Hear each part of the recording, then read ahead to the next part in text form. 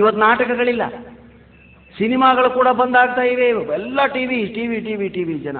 ನಾನು ಅದಕ್ಕೆ ಯಾವಾಗಲೂ ಒಂದು ಮಾತು ಹೇಳ್ತಿರ್ತೀನಿ, ಏನು, ಟಿವಿ ಮುಂದೆ ಕುಂದ್ರವರು ಎಂದು ಟಿವಿ ಒಳಗೆ ಬರೋಕ್ಕೆ ಸಾಧ್ಯ ಆಗೋದಿಲ್ಲ. ಟಿವಿ ಮುಂದೆ ಕುಂದ್ರವರು ಟಿವಿ ಒಳಗೆ ಬರೋಕ್ಕೆ ಸಾಧ್ಯ ಆಗೋದಿಲ್ಲ.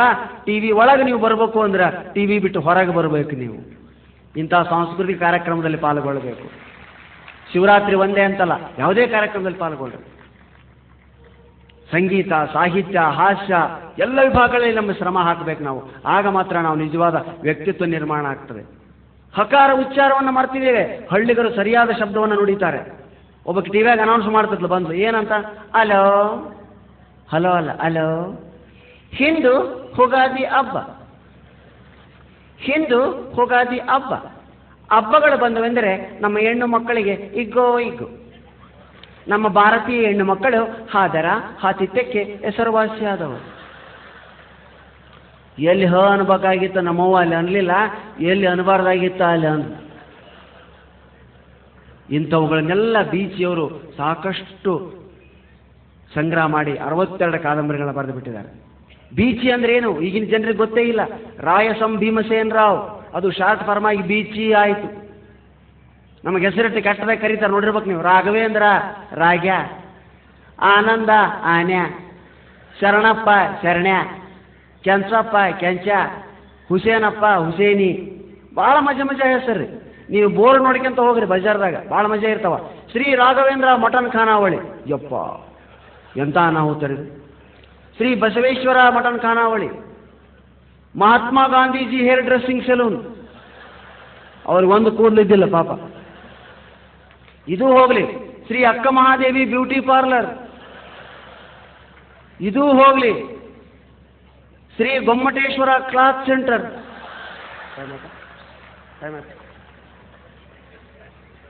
ಎಂತೆಂಥ ಹೆಸರುಗಳು. ಹೆಸರಿನಲ್ಲಿ ಹಾಸ್ಯ.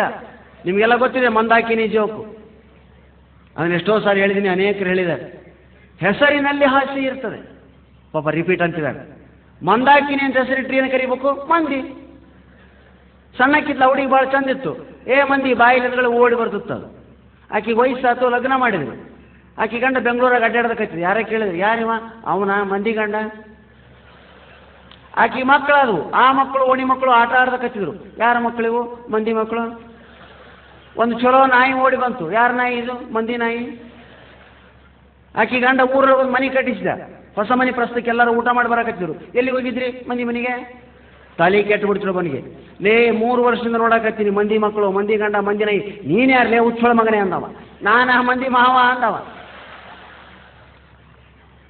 ನಾನು ಇಷ್ಟೊತ್ತು ಮಾತಾಡಿದೆ 2 ಸಾರಿ ಸೊಳೆ ಮಗ ಅನ್ನೋ ಶಬ್ದ ಬಳಸಿದೆ. ನೀವೆಲ್ಲ ಗಮನಿಸಿದಿರಿ. ನಮ್ಮ ಕಡೆ ಸೊಳೆ ಮಗ ಅನ್ನೋದು ಬೈಗಳಲ್ಲ, ಇಟ್ ಈಸ್ ಅನ್ ಅಡ್ಜೆಕ್ಟಿವ್.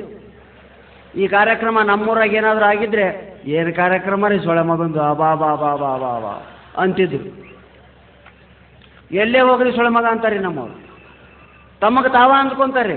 ಇಲ್ಲೋಡ ನಾಗನ ಸಿಟ್ಟನೆವ, ನನ್ನ ತಡೀಕೋಬೇಡ, ನಂಗೆ ಸಿಟ್ಟು ಬಂದ್ರೆ ಹುಚ್ಚ ಸೊಳೆ ಮಗ ನಾನು ನೋಡು.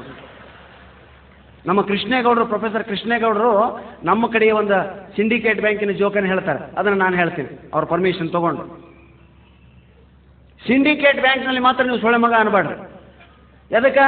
ಪಾಪ ಅಲ್ಲಿ ದಕ್ಷಿಣ ಕನ್ನಡ ಜನ ಹೆಚ್ಚಾಗಿರ್ತಾರೆ. ಶೆಣೆ, ಭಟ್, ಅಡಿಗ, ಹೆಗಡೆ, ಪಾಪ ಆ ಜನ ಭಾಳ ಸಾಫ್ಟು, ನೋಡೋದಕ್ಕೂ ಭಾಳ ಚಂದ ಇರ್ತಾರೆ. ಅವ್ರು ಭಾಳ ಸಿಟ್ಟು ಬಂದ್ರೆ, ಇದಂಥದ್ದು ಮಾರಾಯರೆ ಬುರ್ನಾಸು, ಮಂಡೆ ಬಿಸಿ ಆಯ್ತು ನಮ್ಮದು ಅಂತ. ಇಷ್ಟೇ ಪಾಪ ಅವ್ರು ಸಿಟ್ಟು ಅಂದ್ರೆ. ನಮ್ಮ ಕಡೆ ಸಿಟ್ಟು ಬಂದ್ರೆ ಅವ್ವ ಅಪ್ಪ ಅಕ್ಕ ಓಸು ಮಂದಿ ಮುಗಿತಾರೆ. ನಮ್ಮ ಗಂಗಾವತಿ ಸಿಂಡಿಕೇಟ್ ಬ್ಯಾಂಕಿಗೆ ಶೆಣೆ ಅಂತ ಬಂದಾನ್ರಿ, ನೋಟ್ ಎಣಸಾಕತ್ತಾನ. ನಮ್ಮ ಕಡೆ ಒಬ್ಬ ಜಲ್ದಿ ಕೊಡ್ರಿ ಸರ್ ಅಂತ ನಿಂತಾನ. ಆಯ್ತು ಕೊಟ್ಟೆ, 1 ನಿಮಿಷ ಇರಿ ಎಣಿಸಿದ. ಯಾಕೋ ಒಂದು ನೋಟ್ ಮಿಸ್ಟೇಕ್ ಬಂತು, ಮತ್ತೊಮ್ಮೆ ಎಣಿಸಿದ. ಮತ್ತೆ ಮಿಸ್ಟೇಕ್ ಬಂತು, ಮತ್ತೊಮ್ಮೆ ಎಣಿಸಿದ. ಇವ ಜಲ್ದಿ ಕೊಡ್ರಿ ಸರ ಅಂದ. ಇವ ಎದಕ್ಕೆ ಅವಸರ ಮಾಡಕತ್ತೇನಂದ್ರ, ಅವನ ಗೆಳೆಯ ಹೊರಗೆ ನಿಂತು ಜಲ್ದಿ ಬರಲೆ ಜಲ್ದಿ ಬರಲೆ ಜಲ್ದಿ ಬರಲೆ ಅಂತ ಆಕ್ಸಿಲೇಟರ್ ಕೊಡಕತ್ತಾರ. ಬಂದ್ ತಡೆಯಲೆ ಅಂತಿವ. ಎಲ್ಲೆಲ್ಲಿ ಮುಗಿಲಿಲ್ರಿ ಒಂದು. ಬರ್ತೀಯಲ್ಲೇ ಅಂತ ಒದರಿ ಬಿಟ್ಟವ. ತಡೆಯಲೇಪ್ಪ, ಈ ಸೋಳ ಮಗನ ಎಣಸದ ಮುಗಿವಂತು ಅಂದ್ಬಿಟ್ಟು. ಶಣೆ ಎಷ್ಟು ಟನ್ನಾಗಿಬಿಟ್ಟನ್ರಿ. What a language this is. ಯಾಕ್ರಿ ಸರ್ ಏನಾತಂದಿವ? ಇವಾಗ ಅದು ಏನೂ ಅಲ್ಲ. ಏನು ಸರ್ ಏನಾಯ್ತು ಅಂತ ಕೇಳ್ತಾ ಇದ್ದೀರಿ ನೀವು? ಕಮ್ ಟು ದಿ ಮ್ಯಾನೇಜರ್ ಹತ್ರ ಬರ್ರಿ. ಅಲ್ಲಿ ನೋಟಿನ ಕಟ್ ಹೋಗ್ಬಿಟ್ಟ. ಸರ್ ಐ ವಾಂಟ್ ಟ್ರಾನ್ಸ್ಫರ್, ನಂಗೆ ಟ್ರಾನ್ಸ್ಫರ್ ಬೇಕು. ನಾನಿಲ್ಲಿ ಕೆಲಸ ಮಾಡಲಿಕ್ಕಿಲ್ಲ ಮಾರ್ಯಾರ. ಎದಕ್ಕೆ ರೀ? ಎಂಥದ್ದು ಮಾರ್ಯಾರ ಇಲ್ಲಿ ಜನ ಡೈರೆಕ್ಟ್ ಬೈತಾರೆ. ಕರೀರಿಲಿ ಯಾರವನ್ನ ಅವನು ಕರೆದು, ಏನೋ ಮರ ಏನು ಬೈದೆ ಡೈರೆಕ್ಟ್, ಸರ ನಾ ಏನೂ ಬೈದಿಲ್ಲ, ಜಲ್ದಿ ಕೊಡಂತ ಇಷ್ಟು ಅಂದಿನಿ ನೋಡ್ರಿ. ಶಣೆ ನೀವರೇ ಹೇಳ್ರಿ ಏನಂದ? ನನ್ನ ಬಾಯಿಂದ ಅದನ್ನು ಹೇಳೋದಿಲ್ಲ ಸರ್, ಅವ ನಮ್ಮ ತಾಯಿನ ಬೈದದ್ದುಂಟು. ಅವ್ರ ತಾಯಿನ ಬೈದೇನಪ್ಪ ನೀನು? ನಮ್ಮ ತಾಯಿ ಎಣ್ಣೆಗೂ ಅವ್ರ ತಾಯಿನ ಬೈದಿಲ್ರಿ ನಾನು. ಮತ್ತೇನು ಅಂತಾನಲ್ಲ ಅವ, ನಾ ಏನೂ ಅಂದಿಲ್ರಿ ಸರ್. ಶಣೆ ಹೇಳುವಲ್ಲ, ನನ್ನ ಬಾಯಿಂದ ನಾ ಹೇಳೋದಿಲ್ಲ ಸರ್ ಅಂತಾನ. ಇವ ಹೇಳುವಲ್ಲ, ನಾ ಏನೂ ಅಂದಿಲ್ಲ ಅಂತಾನೆ. ಯಾಕಂದ್ರೆ ಇವಾಗ ನೆನಪ ಇಲ್ರಿ, ಅದು ಕಾಮನ್ಯ ಹೋಗದು. ಇವ ಅದ್ರ ಸೀರಿಯಸ್ ತೊಗೊಂಬಿಟ್ಟಾನ. ಮ್ಯಾನೇಜರ್ಗೆ ನೋಡ್ರಿ ಅಂಗಿ ಹರ್ಕೋಬೇಕು ಅನಿಸ್ತು. ಇತ್ತಾಗ ಇವ ಹೇಳುವಲ್ಲ, ಇವ ಹೇಳುವಲ್ಲ, ಇವು ಏನೋ ಅನ್ನಂಗಿಲ್ಲ. ಯಾಕೆ 10 ಲಕ್ಷ ರೂಪಾಯಿ ಡಿಪಾಸಿಟ್ ಇಟ್ಟಾನೆ ಬ್ಯಾಂಕಿನಾಗ. ಅವ ಕಸ್ಟಮರು ಇವತ್ತು ಬೈದು ಬಿಟ್ರೆ ನಾಳೆಗೆ ಅದರ ರೊಕ್ಕ ಬೈದು ಬಿಡ್ತಾನೆ. ಯಾರಿಗೆ ಬೈಬೇಕವ? ಸ್ಟಾಫ್ ಶೆಣೆಗೆ ಬೈಬೇಕು. ಶೆಣೆಗೆ ಬೈದವ ಮ್ಯಾನೇಜರ್ ಏನಂತ, ಲೇ ಶೆಣೆ ಇವ ಏನಂತ ಅಂತ ಹೇಳಿಕ್ರ ನನಗೇನು ಗೊತ್ತಾಗ್ಬೇಕ್ರೆ, ಹುಚ್ಚುಳ ಮಗನೇ. Topic close. ಶೆಣೆ ಮುಂದೆ ಮಾತಾಡ್ಲಿಲ್ರಿ ಪಾಪ, ಸುಮ್ಮನೆ ನೋಟಿನ ಕಟ್ಟು ತೊಗೊಂಡಾಗ ಎಣಿಸಿ ಅಂತ ಕುಂತ್ಬಿಟ್ಟ. ಗೊತ್ತಾಗ್ಬಿಡ್ತಾವಂಗಿದು ಹುಚ್ಚುಳ ಮಕ್ಕಳು ಬ್ಯಾಲ್ಟ್ ಐತೆ ಅಂತೇಳಿ. ನಮ್ಮ ಕಡೆ ಬಂದಾಗ ಈ ಮಾತು ನಿಮ್ಮ ಕಿವಿಗೆ ಬಿದ್ದರೆ ನೀವು ಇದನ್ನು ಹೊಗಳಿಕೆ ಅಂತ ಭಾವಿಸ್ರಿ, ಬೈತಾರಂತ ಭಾವಿಸ್ಬಾಡ್ರಿ. ಯಾಕಂದ್ರೆ ನಾವೆಲ್ಲ ಇದನ್ನು ಅನಿಸ್ಕೊಂಡ್ರೆ ಎಷ್ಟು ದೊಡ್ಡವರಾಗಿವಿ. ನೀವು ಭಾಳ ಚಂದ ಮಾತಾಡ್ತೀರಿ, ಭಾಳ ಚೆನ್ನಾಗಿತ್ತು ಪ್ರಾಣೇಶ್, ಕೀಪ್ ಇಟ್ ಅಪ್ ಅಂತ ಭುಜ ತಟ್ತೀರಿ. ನಮ್ಮ ಕಡೆ ಏನು ಮಾತಾಡ್ತಾನ್ರಿ ಸೊಳ ಮಗ, ಬಾ ಒಂದೇ ಮಾತು. ಬೀಚಿಯವರ ಪ್ರಶ್ನೆ ಉತ್ತರಗಳಲ್ಲಿ ಅದ್ಭುತವಾದಂಥ ಉತ್ತರಗಳನ್ನು ಕೊಡ್ತಾ ಇದ್ರು. ಕ್ಯಾಬ್ರೆ ನಾಟ್ಯಕ್ಕೂ ಭರತನಾಟ್ಯಕ್ಕೂ ಏನು ವ್ಯತ್ಯಾಸ ನೋಡ್ರಿ, ಒಬ್ಬ ಕೇಳ್ತಾನೆ. ಕ್ಯಾಬ್ರೆ ನಾಟ್ಯಕ್ಕೂ ಭರತನಾಟ್ಯಕ್ಕೂ ಏನು ವ್ಯತ್ಯಾಸ? ಭರತನಾಟ್ಯ ಕಲಿಯುವುದು ಕಷ್ಟ, ಕ್ಯಾಬ್ರೆ ನಾಟ್ಯ ಮರೆಯುವುದು ಕಷ್ಟ. ಎಂಥ ಮಾತು ರೀ. ಇನ್ನೊಬ್ಬ ಪ್ರಶ್ನೆ ಕೇಳ್ತಾನೆ, ಸರ್ ನಮಗೂ ನಮ್ಮ ಪಕ್ಕದ ಮನೆಯವರಿಗೂ ನಿತ್ಯ ಜಗಳ, ಆದರೆ ನಮ್ಮಿಬ್ಬರ ಮನೆಯ ನಾಯಿಗಳು ಅನ್ಯೋನ್ಯವಾಗಿ ಇವೆಯಲ್ಲ, ನಾಯಿ ಯಾರೆಂದು ನೀವೇ ನಿರ್ಧರಿಸಿ ಅಂತ ನೋಡ್ರಿ. ಇನ್ನೊಬ್ಬ ಕೇಳ್ತಾನೆ, ಸರ್ ನಾವು 5 ಜನ ಚೇರ್ಮನ್ ಎಲೆಕ್ಷನ್ಗೆ ನಿಂತಿದ್ದೆವು, 4 ಜನರಿಗೆ ಹಣ ಕೊಟ್ಟು ನಾನೇ ಚೇರ್ಮನ್ ಆದೆ, ನಿಮ್ಮ ಅಭಿಪ್ರಾಯ ಬರಲಿ. 4ವರಿಗೆ ಕ್ಯಾಶ್ ಮೇಲೆ ಆಸೆ, ನಿಮಗೆ ಚೇರ್ ಮೇಲೆ ಆಸೆ, ಮ್ಯಾನ್ ಆಗುವ ಆಸೆ ಯಾರಿಗೂ ಇಲ್ಲ. ನೋಡ್ರಿ ಎಂಥ ಮಾತು. ಇನ್ನೊಬ್ಬ ಪ್ರಶ್ನೆ ಕೇಳ್ತಾನೆ, ಸರ್ ನಾನು MP ಎಲೆಕ್ಷನ್ಗೂ ನಿಂತಿದ್ದೇನೆ, MLA ಎಲೆಕ್ಷನ್ಗೂ ನಿಂತಿದ್ದೇನೆ, ಹೀಗೆ 2ಕ್ಕೂ ನಿಂತಿದ್ದೇನೆ, ನಿಮ್ಮ ಅಭಿಪ್ರಾಯ ಬರಲಿ. ನಾನು 1ಕ್ಕೆ ನಿಲ್ಲುವವ್ರನ್ನ ನೋಡಿದ್ದೆ, 2ಕ್ಕೆ ನಿಲ್ಲುವವ್ರನ್ನ ನೋಡಿರಲಿಲ್ಲ.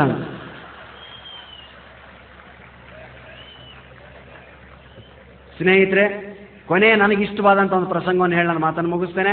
ಬೇಕಾದಷ್ಟು ಕಾರ್ಯಕ್ರಮಗಳಿದೆ.